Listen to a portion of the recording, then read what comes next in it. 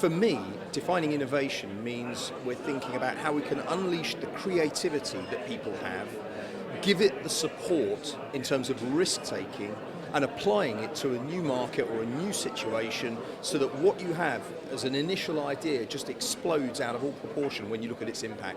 That is how I would define creativity, but I'm sure 100 different people would have 100 different ways of describing it. Great, thank you. What would be your top tip for a company looking to get involved in the space sector and with what you're doing? You know, too often when people think about the space sector, they're thinking about Tim Peake, they're thinking about human spaceflight, they're thinking about astronomy, and they're absolutely correct in doing so. I always say that space science has three distinct components. Looking out there, your astronomy, we all know about that. Getting out there, that's your robotic and human exploration.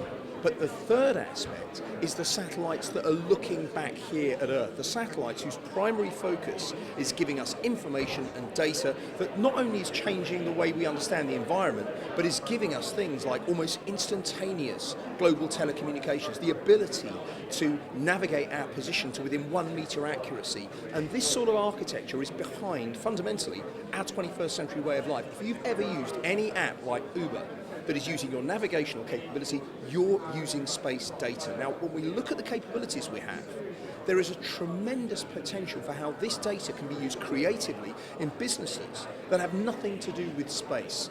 So this is the danger of turning to an essay answer. I think in a nutshell, creativity in the space sector and new businesses, I would encourage them to get in touch with, for example, the Satellite Applications Catapult, who have so many case studies of businesses that have nothing to do with space that are using space data to transform their bottom line.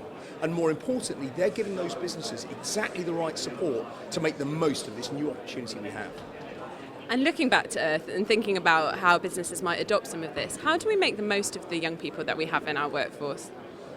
You know, so often when we look at young people, we can tend from the viewpoint of age or experience to be a little bit negative. Oh, you know, their attention spans aren't as great as they used to be in our age and so on. But I think we need to think differently. Our young people today are the genuine 21st century citizens because the way they think has been shaped by the information technologies that are all around us and that we as older people struggle to keep up with, to be frank. So when we think about creativity, young people have ways of using multiple data platforms, of working in parallel processing ways that creatively we can't keep up with. Now, if we're looking at a technologically enabled future, we've got to make the most of that. So when we're looking at young people, we've got to support them and encourage them, and everyone says that, but we've got to couple their creativity with technical applications, and we've got to encourage them to be able to take risks. Because as all of us know, in any organisation, the peak era for creativity, or the peak ages, are people in their late teens, early 20s, going into their early 30s. Marry that to the technological capabilities they have, give them support and let them take risks, and that's when you'll get the most in terms of potential.